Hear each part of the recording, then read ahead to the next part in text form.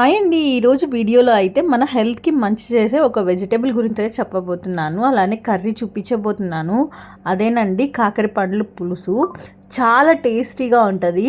ముందుగా ఏంటి అంటే ఆయిల్ వేసుకొని అందులో ఆవాలు, జీలకర్ర, మెంతులు వేసుకోవాలి. తర్వాత ఆనియన్ అయితే వేసుకోవాలి. ఆనియన్ కొంచెం పచ్చివాసన పోయేంత వరకు ఉంచుకొని టమోటో, కరివేపాకు, తగినంత ఉప్పు వేసి ఉప్పు, పసుపు వేసి అయితే ఇలా మగ్గనించుకోవాలి. టమోటా కొంచెం ఫ్రై అయ్యాక కారం వేసుకోవాలి.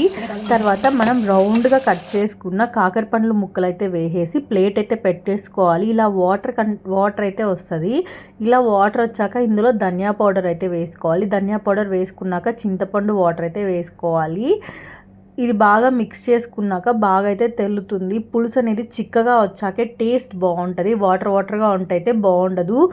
వేడి వేడి రైస్లో అయితే కర్రీ వేసుకొని తింటే సూపర్గా ఉంటుంది. మీరు ట్రై చేసి కామెంట్ సెక్షన్లో కామెంట్ చేయండి.